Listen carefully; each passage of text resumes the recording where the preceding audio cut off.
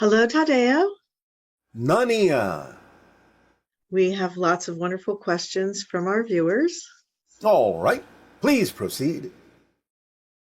Okay, this first question is from a person who is saying, I am currently 10 weeks pregnant, and I'm wondering if my oversoul picks my baby's oversoul. And also, how and when are the chakras formed during pregnancy? There is an agreement made on several different levels, not only within the Oversoul, but also within the individual soul and the higher mind about what kind of themes will be explored by the personalities being formed for the physical experience. In pregnancy, as the various organs develop to a point of about 90 to 95%, then the chakra system will activate in those particular areas represented by those almost complete organs, but there will always be left a little bit of leeway, a little bit of flexibility for changes to occur in the energy system of the body until final adjustments are made and the organs have completely formed. But as each organ forms, the chakra in that area will generally start activating about 90 to 95% of the formation. Okay, thank you. Some teachers talk about individual souls and oversouls, but then others, like Abraham, talk about the idea of streams of consciousness, or this idea of a general oneness of life energy that flows through different experiences. Is this something like the particle wave theory duality, where both are true and contained within the same phenomena? And can you help us understand how this works together? Yes, it is similar to the wave-particle duality, but you're also describing a couple of different things in a couple of different ways. In other words, the idea of individuated souls and oversouls and so on and so forth is a representation of a certain frequency of consciousness within all that is, within the one, that expresses itself apparently as a separate, self-aware consciousness on a certain level. The idea of streams of consciousness is more a description of how different levels of consciousness may access information or communicate with one another. It is not necessarily the same thing as the individuated levels of consciousness to say stream of consciousness. That's more a methodology than it is a definition of a particular level of consciousness. Okay. When humans pray, are they actually praying to God or to oversouls? What difference does it make? Since Oversoul is a part of all that is, it depends upon their intention, their focus. But again, remember, prayer is simply a matter of being totally present in gratitude for what is. It's not about what you wish for. It's about being in absolute appreciation for what is, so that more can happen that needs to come in that is relevant for that particular personality. So it will often, a prayer, so to speak, a state of being, a state of present prayer in gratitude and appreciation, simply go to where it needs to go depending upon what level of consciousness, all that is, the oversoul, the individual soul, higher mind, what have you, is most capable and most relevant for helping the individual access the information and experiences that they require. So it will go where it needs to go, automatically.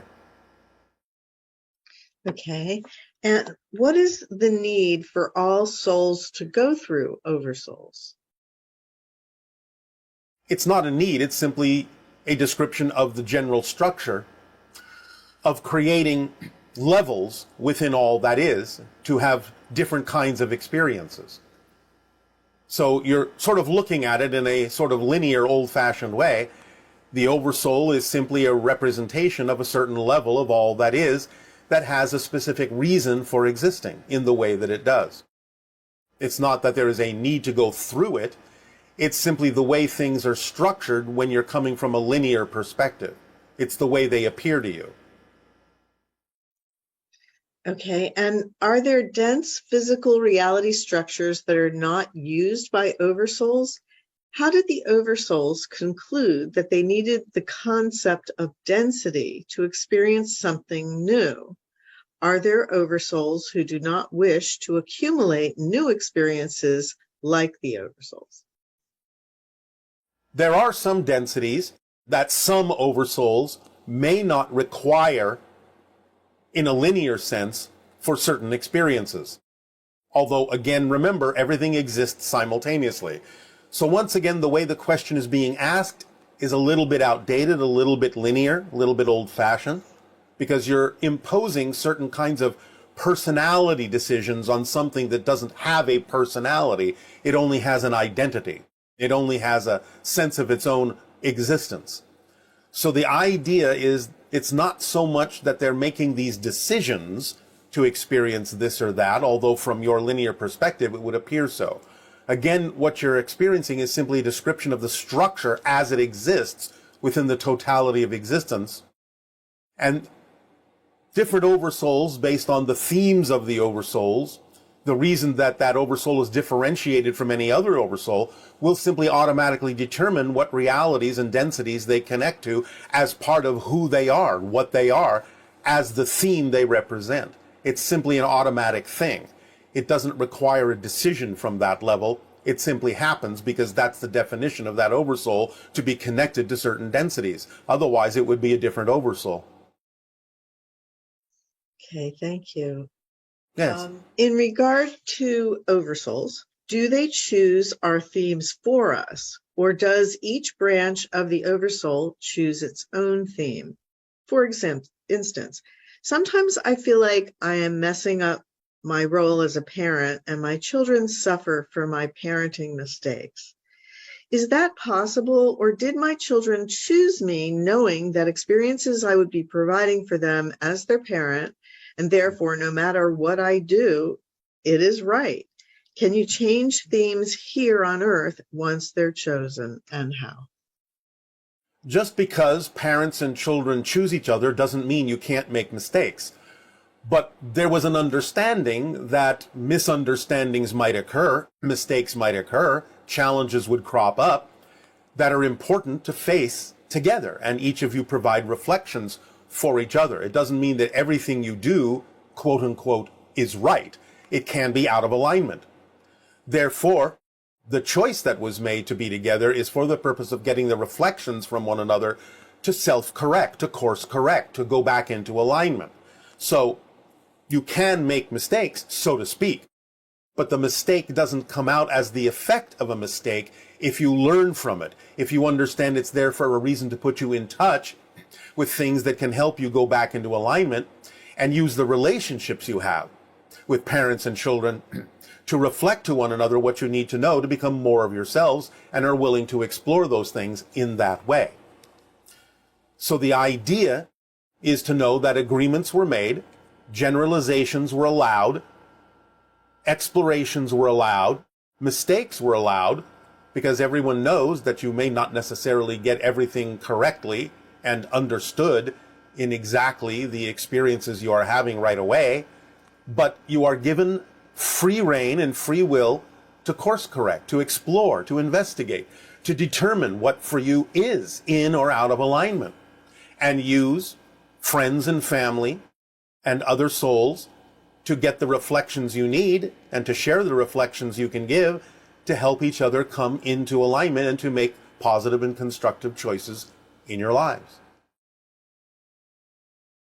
Okay, and can or do our oversouls take on other forms of life, such as a plant, insect, or other organism with a consciousness? If so, can we connect with them? And is there any difference to the process of seeking that connection? Again, it's not that the oversoul takes on those forms. Those forms are part of an oversoul. They're extensions of an oversoul. Maybe even the same oversoul you are an extension of. So it's not like they take it on. That's a very linear way of putting it, as if they're coming from somewhere and becoming something else.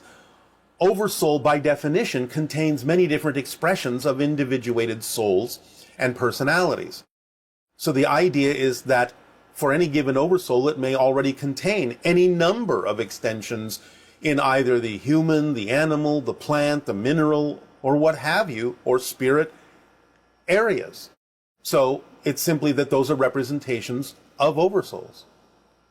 The idea of communicating with it, or any particular extension of it, is the same as with anything.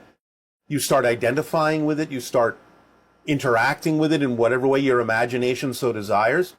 You use whatever tools and techniques to go into altered states that you can, that are appropriate and in alignment with who you are.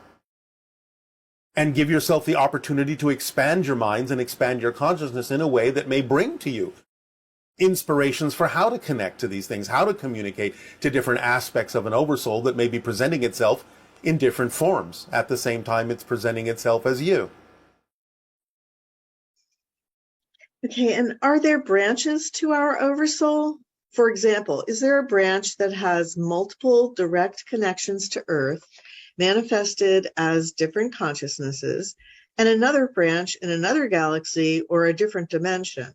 Or do they all stem out directly from one oversoul and are equally connected?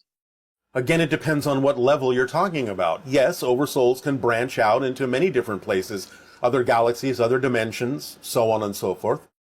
But remember that there are oversouls of oversouls too. So it depends on what level of oversoul you're talking about as to how many branches you could say are directly connected to a single oversoul, or perhaps, if you wish, how many branches are germane for a sub-oversoul or a different sub-oversoul that may have a definitive theme that doesn't require all of the branches that a larger, higher oversoul may also extend from itself. So it just depends on what level of oversoul you're talking from, but the overall collective answer to all of that is yes. Okay. Do oversouls specialize in different types of experiences? For example, are there oversouls for animals, another plants, crystals, higher dimensional beings, and other galaxies, or oversouls for angels? Yes. Because again, it depends on the definition of a particular oversoul or sub-oversoul or whatever you want to call it that has its particular theme of existence, and therefore that theme will determine what the oversoul extends itself as.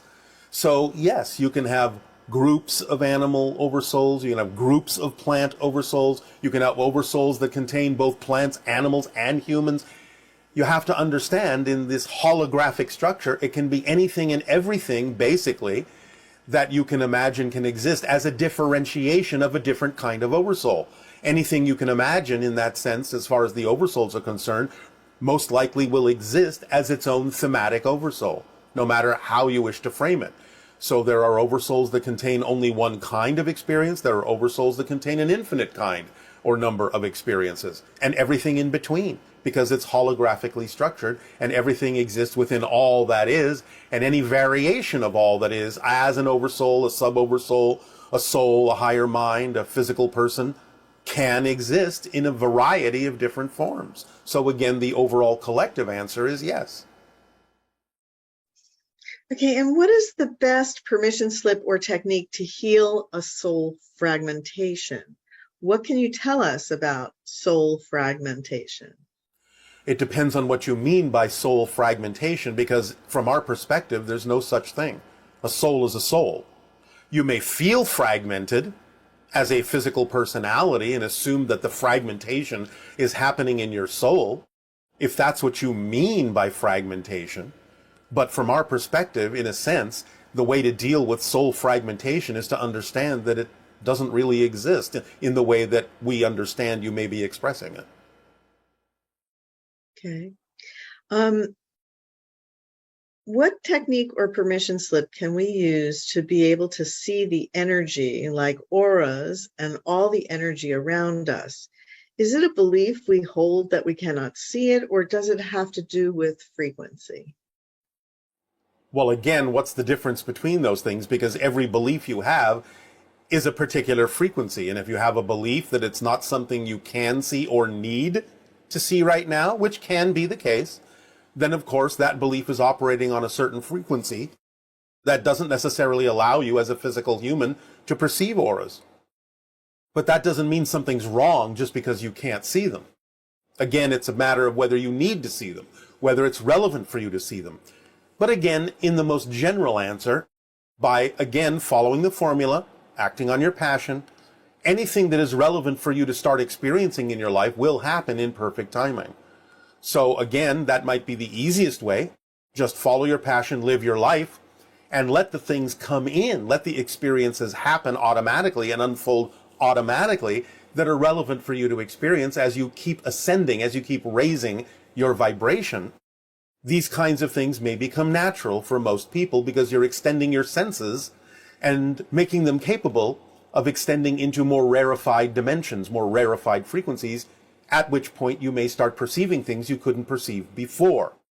But again, it depends upon its relevancy for you in this particular thematic life. Some people will see auras. Some people don't need to.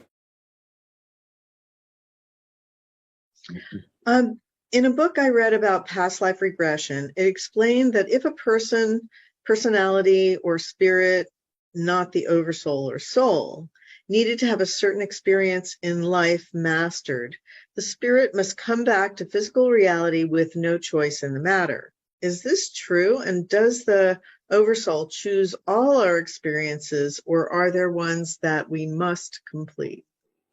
Again, it's not that the oversoul chooses the experience in the classical sense that you mean that. There is relevance to certain things happening within a certain definition of an oversoul. And that means that the souls in that oversoul are relevant to that oversoul, and that the higher minds relevant to those souls also have certain things that are relevant to the definition of those souls and oversouls. And the personalities will have certain themes that are relevant to that particular oversoul's theme. So it's not that the oversoul chooses it, it's just an extension of what the oversoul is that extends into what the soul is and what the higher mind is for that particular personality, and what that personality is because of what the oversoul is as its ultimate definition, as its primal core definition. So the idea is that if you have decided on some level to experience certain themes, certain experiences, then you may, if you don't experience it in one sense, in one incarnation, you may create the experience of a continuing incarnation to finish out something that you agreed to explore, that you chose to explore from perhaps a spirit level. But I don't wish to confuse you by using the word choice there. Yes, there are choices, but also the choices that you have available to you are relevant to the theme that you are connected to, the reason you are who you are, what you are. The unique reflection that you are has certain themes built into it. That's what makes it a unique reflection. And therefore, the free will choices that you have as a personality and the choices you make for what to experience and when are all going to be based primarily on those themes. There's still a wide range of choice, but they will all be within a certain thematic representation that stretches all the way up to all that is, you being a unique reflection of it, experiencing these particular things in the particular way that you do. It's not that you're forced to come back. You don't necessarily have to. And remember that reincarnation is an illusion. All things exist simultaneously. But you may make the choice to say, well, I didn't feel like I finished that particular theme, therefore I will now create another experience that from the linear reality will be perceived as a reincarnation in order to continue to finish that theme, to wrap it up, because I made an agreement with myself to do so. And therefore you may make that choice. But ultimately speaking, no, you don't have to, at least not right away. You can choose to explore the same theme, other levels, other dimensions, other ways, other civilizations. You may ultimately come back to it, but in some way, shape, or form, whatever agreements you make are representative of the theme that you are, and you will complete those themes, but you still have a wide range of availability and free will as to exactly how to complete those themes. It doesn't have to be forced upon you to complete it within an incarnational context, unless there's something about that particular theme that can only be completed in a physical experience. But again, that's something that you will actually wish to do because you will wish to fulfill the agreement that you made to complete that theme in order to grow in a particular way. Okay, and what is our Oversoul learning from our broadcast together here today? How different is the experience for the Oversoul when seeing recordings of events instead of seeing them live? What makes you think the Oversoul can't see them live whenever it wants to? It's not bound by time and space. To it, the idea of a recording and the idea of a live experience are one and the same, and may overlap for it. So it will see the nuances in what may appear to be the differences between a live interaction and a recorded interaction, as they appear different to you as a personality. But from the Oversoul's perspective, those are very subtle nuances. It will pick up on whatever it needs to add to itself if there is something relevant for it in those nuances, in those differences. But as far as the Oversoul is concerned, being not bound by time and space in the same way the personality is, it simply absorbs the information directly that it needs to. It doesn't really focus on how it's coming to it. It simply gravitates and accepts whatever comes to it that is relevant. And do Oversouls have Oversouls? If so, how many levels of Oversouls are there up to the one supreme Oversoul? Can you give specific frequency, CPS? No, because there are too many. There can be any number, there can be an infinite number, and there can even be Oversouls of the one. It never ends. So it just depends upon the differentiations that are relevant for someone to perceive. Any number of Oversouls exist above and beyond other Oversouls if it is relevant for someone to be aware of what the uniqueness of that particular Oversoul presentation is. Therefore, the idea of giving you frequencies would simply go on and on and on and on and on and on and on forever. Because the idea is that any difference at all, the slightest difference from one frequency to another can be a completely different Oversoul. So simply assume that the frequencies are infinite and that your dial has the infinite ability to touch into whatever frequency of whatever Oversoul is germane and relevant for you from this particular position from which you are asking the question. And even, again, as you say, all the way up to the Supreme, there are, again, continuations and diversifications of what it means to be the one, to be the Supreme. There are Oversouls of Supremes, and on and on and on and on and on. An infinite universe, for sure. Infinite multiverse. And this person is asking, since you have the ability to travel through different timelines and see them, do you have the ability to talk directly to the Oversoul, or can you let us speak through the channel to the Oversoul? It can be done within certain parameters, again, when relevant, which it is not today. Okay. And this person is wondering, how do I remain true to the will and timeline of the Oversoul when my inner vibrations are repeatedly being inundated with bullying energies of either an individual or of human collective origin? That seemingly want to pressure me into going into lower vibrational states. Attempting to force a change in timeline through the perceptions of my conscious mind. So how does a person stay true to themselves and their Oversoul timeline while being frequently pressured, energetically challenged to go to a lower vibrational state? Well, again, this just goes back to what we have discussed on a very simple level. Why do you accept the pressure? Why do you accept the bullying? Why do you recreate your version of it in your reality as if it was relevant for you? What are you getting out of doing so? This, again, simply requires deep, honest self-investigation into your motivational mechanisms, why those things would seem real to you. Because obviously you have a belief system that says these things can pressure you. These things can force you into a lower vibration. What are you getting out of holding on to a belief that says that?